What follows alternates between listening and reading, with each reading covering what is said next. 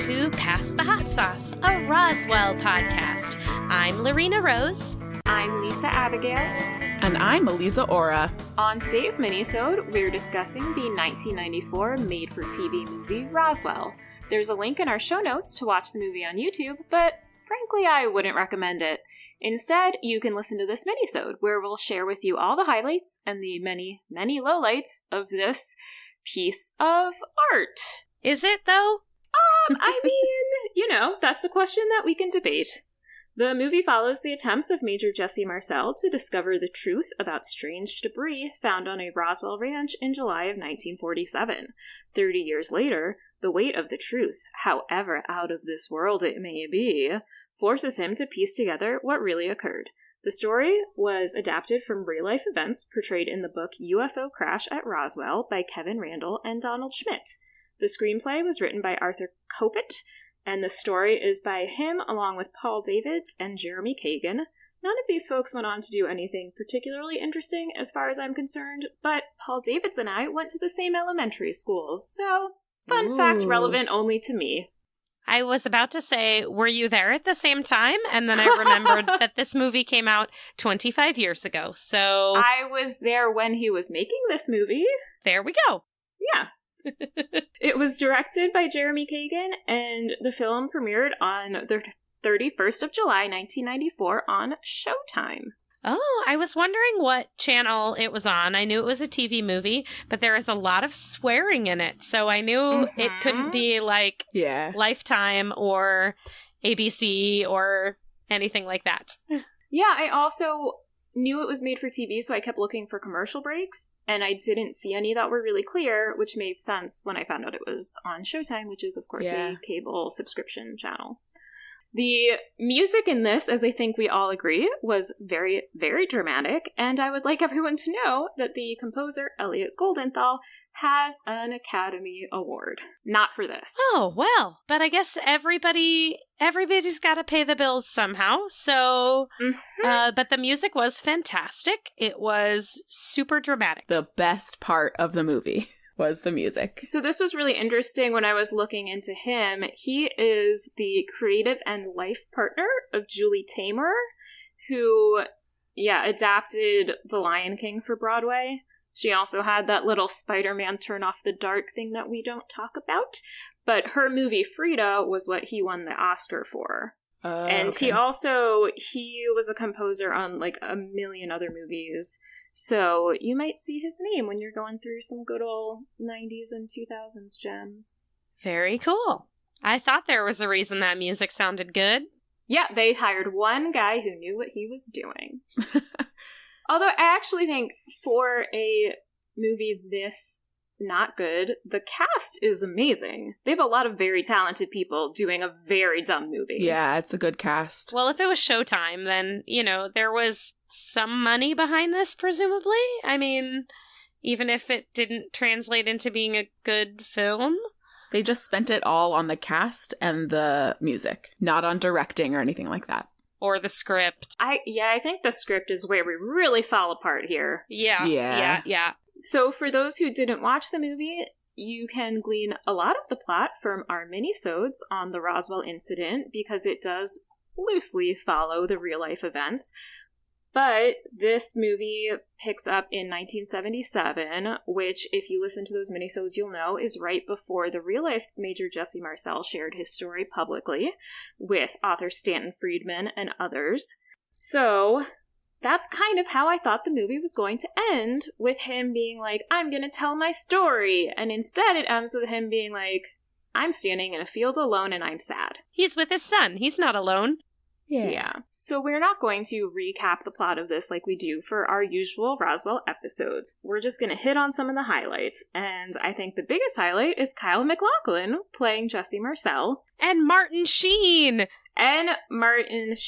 So Kyle MacLachlan, if you're not familiar, he's the guy from Twin Peaks. He's also been in a ton of other stuff, most recently Portlandia. So if you are a super cool hipster, you might know him as the mayor from that. But also, super importantly, he plays Trey McDougal on Sex and the City. Never seen it. Also never seen Twin Peaks. Okay, well, you're missing out on both accounts, but in very different ways. He's also been in Agents of S.H.I.E.L.D. and How I Met Your Mother. Never seen it. And Desperate Housewives? I did see that, but I don't remember it. That's the one you saw! I'm with Lisa on this one. That's the one you saw? My TV content education is like few and far between. But as you mentioned, LaRena Martin Sheen is also in this, and I trust that every single person knows who Martin Sheen is. But I just found out that he did a voice on Captain Planet. Oh, no way! He is Sly Sludge. Ooh. Sounds like a bad guy. Right, I would imagine, yeah. So Martin Sheen's role in this movie is to hang around lurking ominously for 1 hour and 10 minutes, and then in the final 20 minutes show up and do a metric crap ton of exposition, and then be like, okay, bye, end of movie. First he dramatically puts his sunglasses on, and then the movie's over. Yes, yeah. Yes, I hope he got a bonus for that. He must have. But yeah, the first time I saw him, well, I saw his name in the credits, and I got super excited. And then, like, the first time I saw him, I was like, okay, cool. It's like, what's going to happen? What's going to happen? And then we just see him lurking around forever and ever and ever.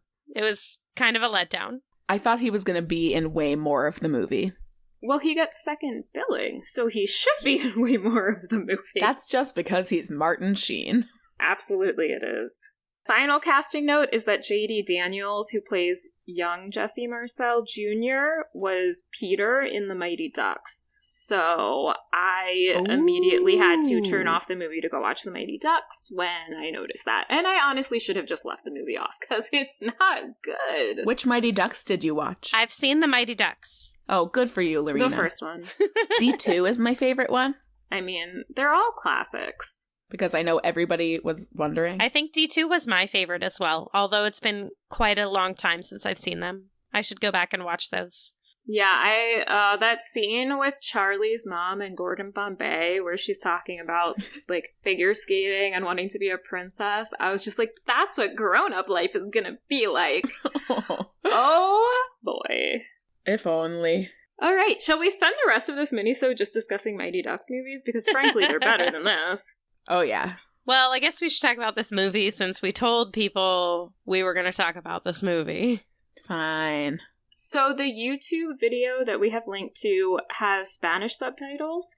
And so I learned from this that the Spanish term for UFOs is ovnis, which stands for Objetos Volador No Identificado. Which makes sense, but isn't something that I ever thought of before. We're all learning something new today. So that's my only takeaway from this whole movie. I did know that, but I watched a different version of the movie. I didn't take it off of the website show notes. Mine didn't have any subtitles. I wish that it had English subtitles. Did you have trouble understanding these people? Yeah, I had trouble paying attention because it was so boring that it would have helped if I could also read it. I can talk a little bit about the things that are historically accurate, not accurate. I don't know how interesting that is. For sure.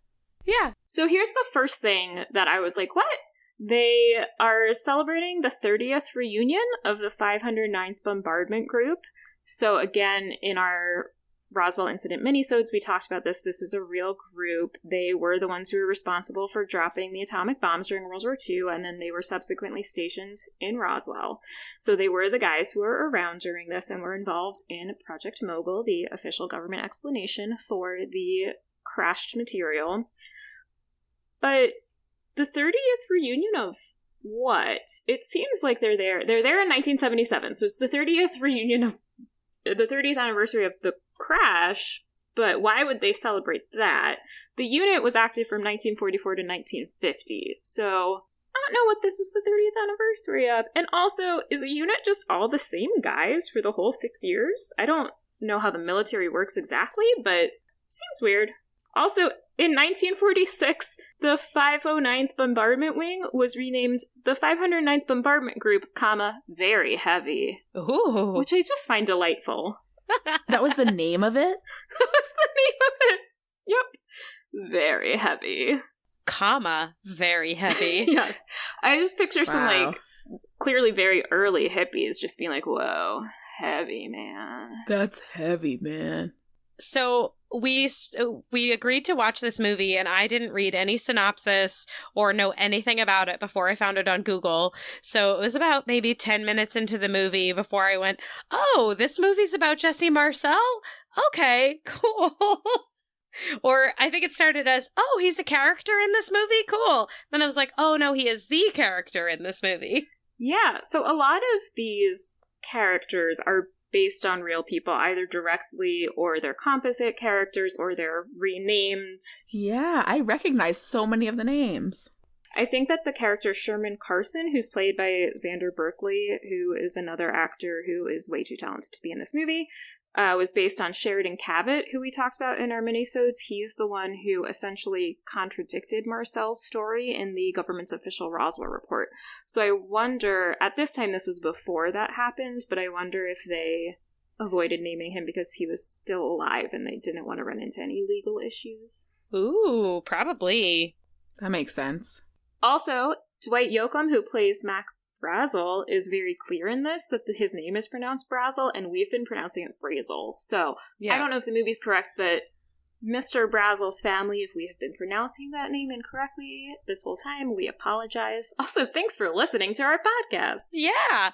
One of my favorite parts of the movie, we're going way out of order now, but when Mac Brazel gets detained and questioned by the military for 3 days, and they call him Mr. Brazel. Yes. You mean when he's kidnapped in broad daylight by a bunch of MPs who are clearly uniformed? Yes. Yep. When they shove him into a car, like, very loudly and obviously. Yeah, so when he's being detained, he also tells them that if he found a UFO, then they owe him a $3,000 reward, which I don't think the government ever offered reward money for finding UFOs, but $3,000 in 1947 money would be more than $34,000 today. Wow. So he could afford that nice new truck. Exactly. Well, I feel like somewhere in the beginning of the movie, there was something about that, like, a reporter or something was offering a reward, so that's why he decided to speak up about the stuff on his farm. So if he's getting cheated out of the reward by the reporter or the news agency, I think he just wants that money from the government. Because that's how the government works. They go, oh, somebody else was going to give you money, and now they can't because now this is confidential, but we'll give you that money, sure. Oh, we feel bad for you. The government does that all the time, right? We feel bad, and we'll make things fair. So, like, when I go out in my neighborhood and someone has a picture that says lost dog, $1,000 reward, if I find a dog, I should just take it to the government and be like, government, money, please. Cool. Yep, cool, they'll be like, oh, we'll take that dog and give you a reward. To be clear, I would never hand a dog over to the government, so don't worry. No, of course not. So I couldn't find anything on Jesse Marcel Sr.'s cause of death. I didn't see anything about him suffering from emphysema, so I think this was added in for drama. This was set in 1977. He died in 1986, a few days before his 80th birthday, so it's possible by this point he was up there. Cavett also says in the interview that we mentioned that he was potentially not all there mentally by this point when he was giving interviews to folks, so who knows? I will say, I think, so Kyle MacLachlan is obviously, like, in the 1947 scenes, that's just him with no makeup on. And then the old man makeup of him 30 years later, I was like, oh, right now it's 25 years later. Let's compare. Yeah, I thought the same thing. He looks a lot better in real life. Yes, I thought that when I Googled him after the movie had ended to be like, oh, everyone was excited about his name. Like, who is he? What have I seen him in? I was like, oh, he is a very, very attractive older man. But he is not a very attractive older man in the movie. And he barely looks like himself. Well, to be fair, so he's like 60 now, and the character he's playing in this is in his 70s, so he's playing a little bit older. But yeah, he's a silver fox. I think it's still safe to assume that he will look better at 70-something than his character did in this movie. Yes. Yeah, let's check in 10 years. All right. While we're still doing this podcast. We'll meet back here in 10 years. Reunion episode. Perfect. So are there any other highlights that y'all wanted to talk about from this movie? I don't know that highlights is the right word, but... some highlights for me are the special effects, the 1994 special effects. Like when they crumble up the metal and then like the space metal, and then it gets all uncrumpled and turns perfectly flat again. I feel like they did stop animation and in reverse to like do that effect. And totally. It just looked very, very fake. Yes. But it wasn't like CGI fake. Like I feel like there were parts that were CGI fake, like the alien. But spoiler, they find real aliens, and one of them is still alive when they start to do the autopsy. And then they hold it captive, and then it dies in captivity after speaking telepathically to the government people. So now you really don't need to know the movie. You know everything that happens. But refreshingly, for once, the government doesn't just straight up murder the alien. So cool. Yeah. That was nice. That was in the 20 minutes of the movie where all of the things happen. So if you do want to give this movie a try, just fast forward to 1 hour and 10 minutes. You'll know it's coming because Martin Sheen shows up, tells you the whole story, you get flashbacks to the relevant parts, and then you're done. So just do that. Although another highlight for me was Lisa Waltz playing the nurse who disappears. She has done a bunch of things, but the only one I care about is that she played Hallie Lowenthal in My So-Called Life. I haven't seen that either. Whoa. LaRena, stop doing this right now.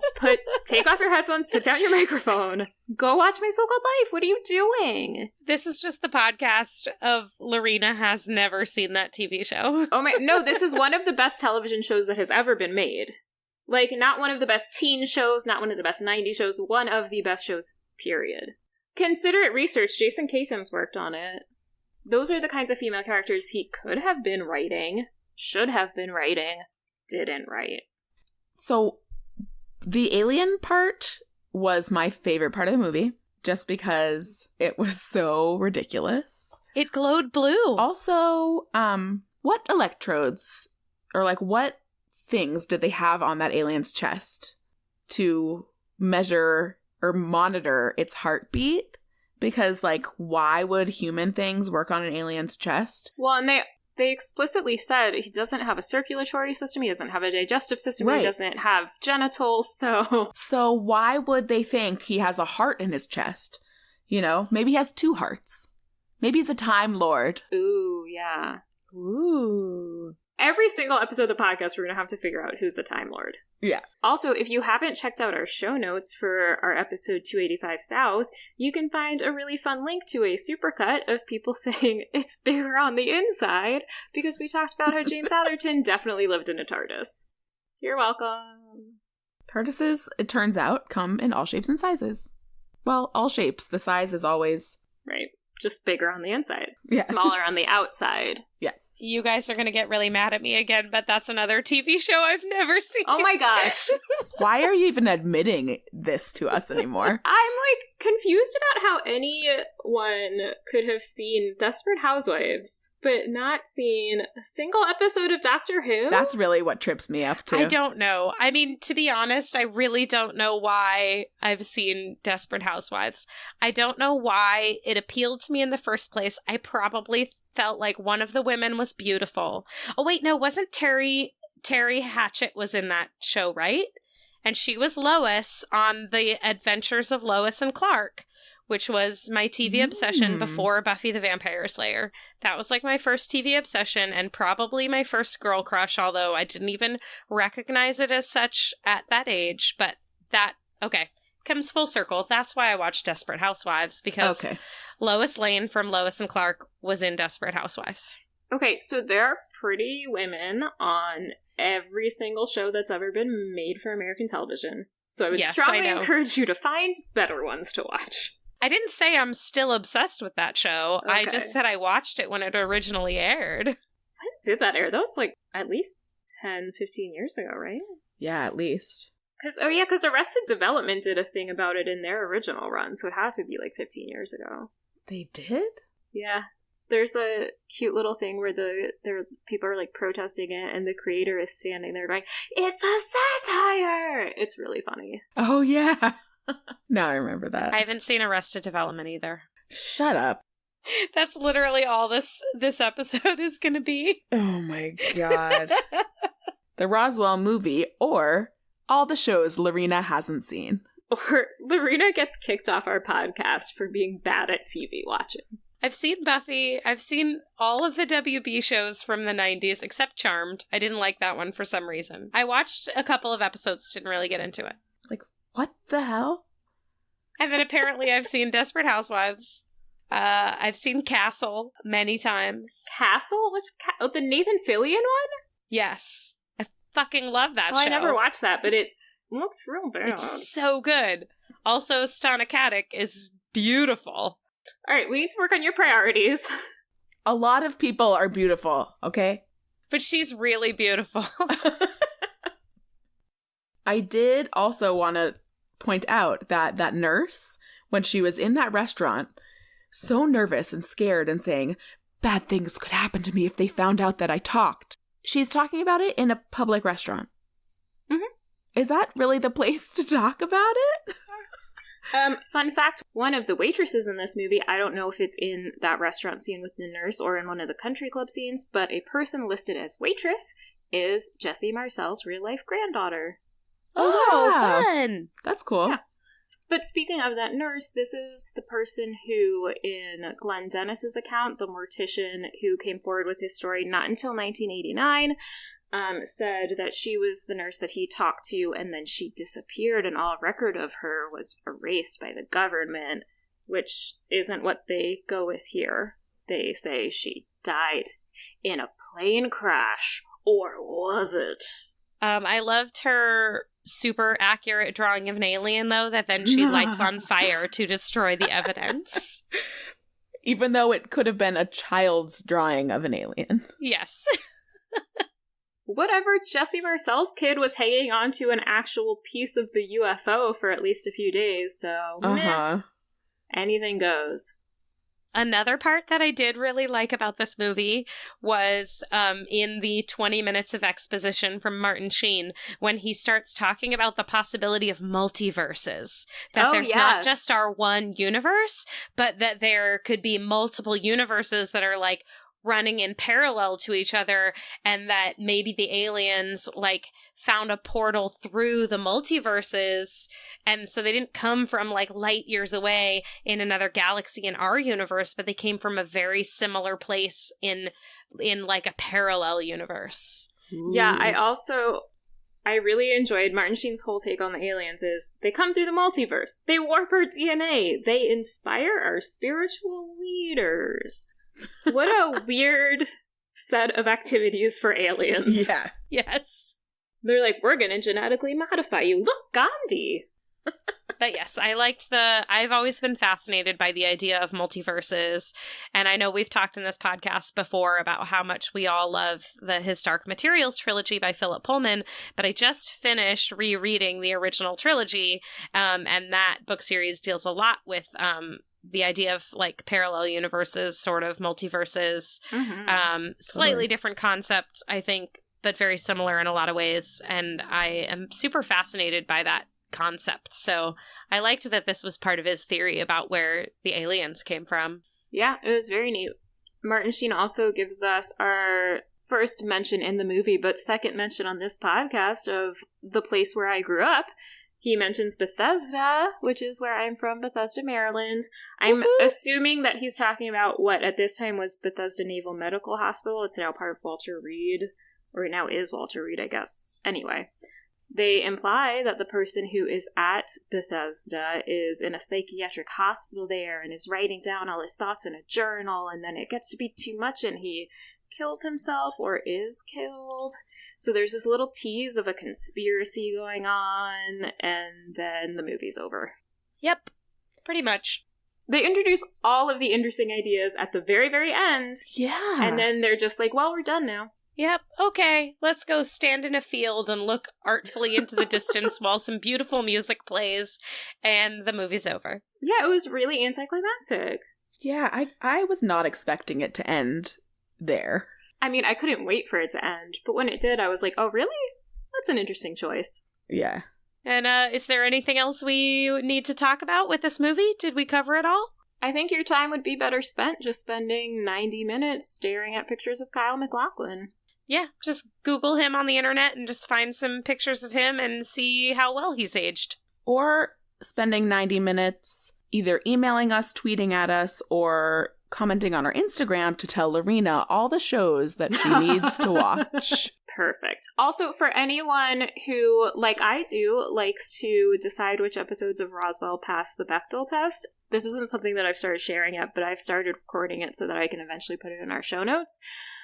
This movie, I believe, does have a grand total of 2 named female characters. They each have a couple lines, and of course they never interact with each other. So this movie's about dude stuff. Military stuff. Dude stuff. Big fat F on the test. We don't know the alien's gender or if the alien has a gender, but the alien also does speak before it dies and tells us important information, but does not disclose anything about itself. Just says, there are more coming. Different kinds. I was really, there were so many things that I was thinking or hoping that might happen at the end of this. Like, maybe there'd be just a fleet of spaceships coming in and they're ready to get here. Yeah, I was kind of expecting that. Nope. Nothing. To place this movie in historical context, as we said, it was released in July of 1994. Just about a month after the government released their official Roswell report. So this was really timely. And they didn't even know when they were making it, you know? I would assume not. They probably filmed it in 1993 or early 94 at the very latest. And they didn't know the government was going to release all those documents in, June? Yeah, so this worked out great. I don't know what viewership was like because it's Showtime, so there aren't Nielsen ratings. But I would imagine a lot of people were at least talking about Roswell at this time. Yeah, it's very lucky timing. And that is the best thing we can say about this movie. It was well timed. Yes, and had beautiful music. Thanks for joining us for this really great movie that we all loved so much. Woohoo. Join us again for our next mini-sode in 2 weeks, where we will be talking about pop culture depictions of aliens over time. But first, join us next Tuesday as we discuss Roswell Season 1, Episode 8, Blood Brother. And don't forget to subscribe to this podcast and leave us a rating and review. You can always find our website at www.roswellhotsauce.com, where you can find show notes and other great information. You can follow along with our social media adventures on Twitter and Instagram at Roswell Hot Sauce. And if you have anything you want to tell us, our email is roswellhotsauce@gmail.com. Until next time, join us in yelling at LaRena for watching Desperate Housewives instead of some of the greatest television shows of all time. Do you have any suggestions for what she should watch? Let us know!